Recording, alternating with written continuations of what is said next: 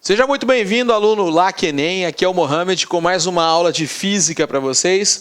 Hoje nós vamos trabalhar um assunto muito importante, muito cobrado nas provas de vestibular e que é uma ferramenta importantíssima para o Enem também. Nós vamos falar sobre termometria, compreender as diferentes escalas de temperatura, o que significa temperatura, qual a diferença entre temperatura e calor, tá bom? Para isso, vamos começar com algo importante. Quando a gente está falando de quente, frio, morno, gelado, isso são apenas sensações que a gente consegue obter com o tato. Se você diz que uma coisa é quente ou fria, isso depende do que você compara. Vou te dar um exemplo. Se eu disser para vocês, 30 graus Celsius é uma temperatura quente, entre aspas, é uma temperatura quente, e aí você pode dizer, para mim é uma temperatura quente ou para mim é uma temperatura fria. Você observa que quando eu digo temperatura quente, temperatura fria, já fica um pouco estranho. São conceitos diferentes. Eu posso dizer que a temperatura de 30 graus Celsius, se for a temperatura, olha só, se for a temperatura, por exemplo, de uma cidade, para diferentes pessoas eu vou ter conceitos diferentes. Para quem mora lá no Rio Grande do Sul, por exemplo, 30 graus Celsius está muito quente. Agora, para uma pessoa que vive aqui onde eu estou, Cuiabá, é uma temperatura muito agradável até, porque a gente está acostumado com mais do que 30 graus Celsius. À noite, para a gente, faz 30 graus Celsius, tá bom? Então, cuidado com isso. Quando dizer que uma coisa é mais quente ou mais fria do que outra, isso é apenas comparativo. Você está comparando temperaturas e aí você acha que é mais quente ou acha que é mais frio. Mas isso não tem nada de científico, tá? Essas sensações são relativas à pessoa que a sente, bem como as condições que ela se encontra. Como as sensações são variáveis, elas não prestam para medir a temperatura. Você está dizendo que uma coisa é mais quente, mais fria, isso não tem nada a ver com a temperatura, não serve para você medir a temperatura de um corpo, tá ok? Outra coisa. Eu quero definir com vocês o conceito de energia interna.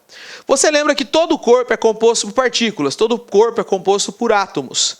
E acontece que esses átomos constituem moléculas e essas moléculas elas não estão em repouso, elas estão em movimento. Professor, elas estão em movimento? Então, tudo está em movimento, seja sólido, seja líquido ou seja gasoso.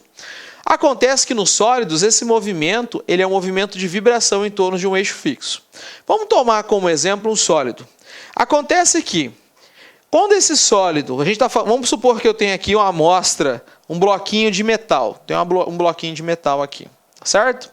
Bom, os átomos que constituem esse bloquinho de metal, eles estão vibrando. Tá ok? E para eles vibrar, eles têm que ter uma certa energia.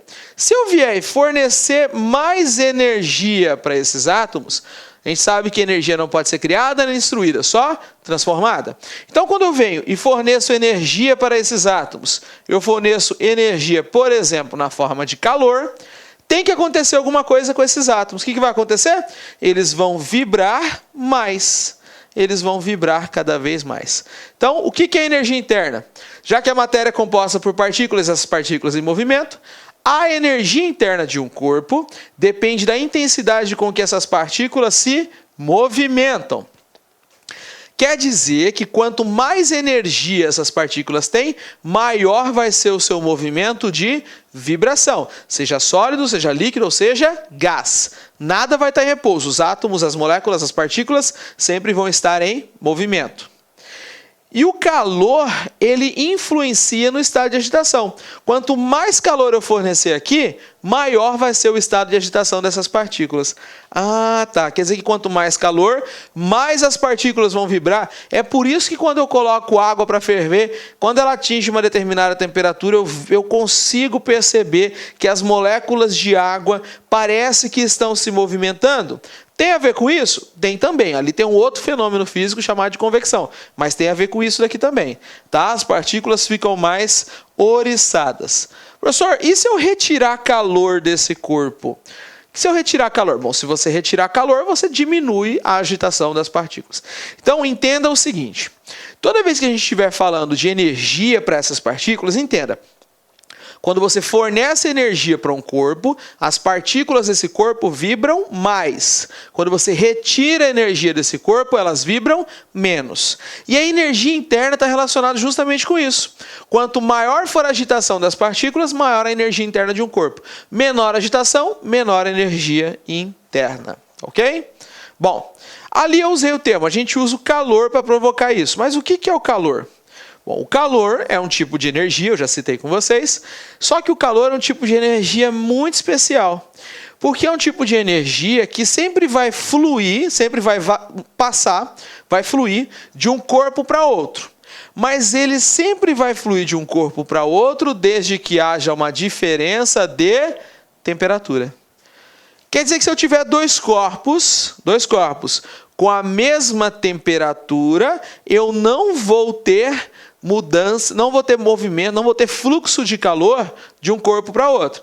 Para você ter transmissão de calor de um corpo para outro, eles têm que ter uma diferença de temperatura. Bom, dois corpos em diferentes temperaturas trocam calor quando são colocados em contato, até atingirem o equilíbrio térmico. Bom, o que é o equilíbrio? A gente pode pensar equilíbrio é uma coisa igual, equilibrada. Quando a gente falar de equilíbrio térmico, quer dizer que os corpos atingem a mesma temperatura. Então, vou te dar um exemplo. Vamos supor que eu tenho aqui um objeto A, aqui eu tenho um objeto B. Eu estou afirmando que a temperatura do objeto A é maior que a temperatura do objeto B. Quando eu colocar em contato o objeto A com o objeto B, quem que vai doar calor para quem? Lembra? É sempre quem tem maior temperatura para quem tem menor.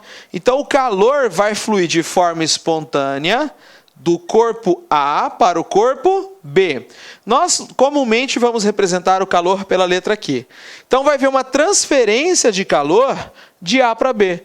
E essa transferência vai continuar para sempre? Não, ela não vai continuar para sempre. Essa transferência de calor vai continuar até que a temperatura do corpo A seja igual à temperatura do corpo B. E isso é chamado de equilíbrio térmico. Ou seja, quando eu tenho corpos com a mesma temperatura, eles estão em equilíbrio térmico. Não há transferência de calor, tá ok? Sempre que tiver a mesma temperatura, não vai haver transferência de calor, não vai haver transferência de energia. Bom, você viu que aqui eu usei o termo temperatura, a gente falou de calor, mas vamos definir então o que é a temperatura de um corpo. Olha lá, ó. O que é a temperatura? Pronto. Temperatura é uma grandeza que mede o grau ou nível de agitação das partículas de um corpo. O que significa isso, gente? Quer dizer que quanto mais agitadas tiverem as partículas de um corpo, maior vai ser a sua temperatura. Se eu comparar dois objetos feitos de mesmo material, de mesmo tamanho, mesmas dimensões, igualzinho, um está a 50 graus Celsius, o outro está a 10 graus Celsius, o de 50 tem maior agitação de partículas, consequentemente ele tem mais energia interna, então ele tem também maior temperatura. Então, observe como aquele conceito que nós vimos de energia interna também está relacionada com temperatura, tá bom? A temperatura é uma grandeza que mede o grau de agitação das partículas de um corpo, caracterizando o seu estado térmico, tá ok? Bom, vamos ver o seguinte. A gente definiu o que é temperatura, nós definimos o que é calor. Vamos pensar um pouquinho. O calor vai do corpo com maior temperatura para o de menor temperatura. Então, vou fazer uma pergunta para você, você responde daí. Por que quando nós estamos com febre, nós sentimos frio? Por que quando nós estamos com febre, nós sentimos frio? Pensa um pouquinho. Bom, eu estou com febre. Se eu estou com febre, a temperatura do meu corpo sofreu uma elevação, está um pouquinho maior do que o normal. Se eu estou com febre, provavelmente a temperatura do meu corpo é maior do que a temperatura do ambiente ao meu redor. Então, se a temperatura do meu corpo é maior que a do ambiente ao meu redor, o calor vai fluir do meu corpo para o ambiente ao meu redor. Eu vou perder calor. Ao perder calor, eu vou ter a sensação de frio. Sensação de frio, ok?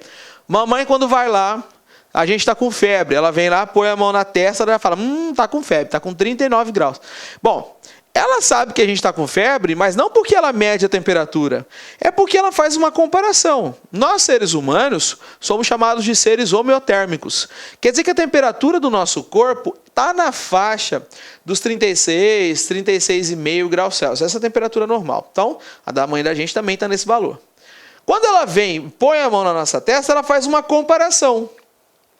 Se a temperatura do nosso corpo tiver maior que a temperatura do corpo dela, a gente vai fornecer calor para a mão dela, ela vai sentir calor, então ela vai perceber que a gente deve estar com febre, tá ok? Mas isso é apenas intuitivo, ela não consegue medir a temperatura, ela tem noção de se a gente tem febre, acha que está com febre ou não, e aí ela tem que medir essa temperatura nossa. Já vamos ver como é que a gente se mede.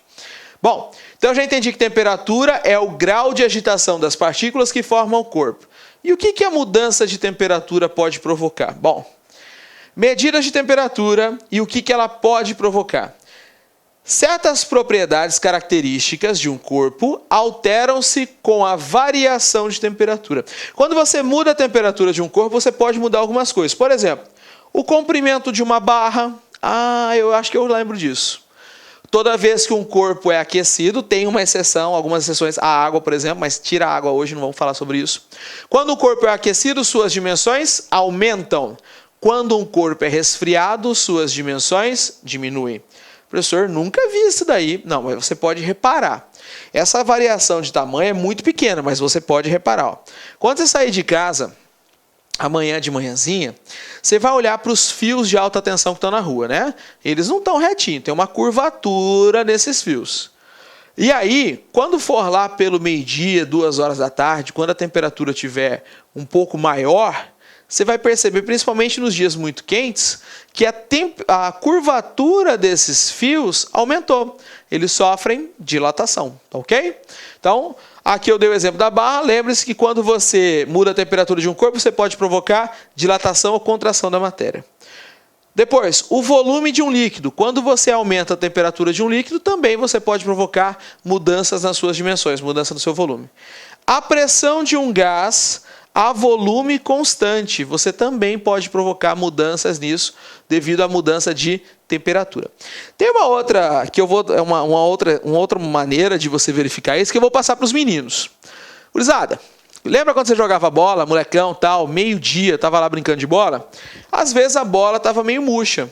Se você deixava a bola no sol, lembra que essa bola inchava, ela inflava sozinha? E aí, o que era isso? Era milagre? Não. É o ar que estava preso dentro da bola, quando aquecido ele sofre dilatação e aí a bola ficava cheinha. Tá? E a cor dos objetos também está influenciada com a temperatura.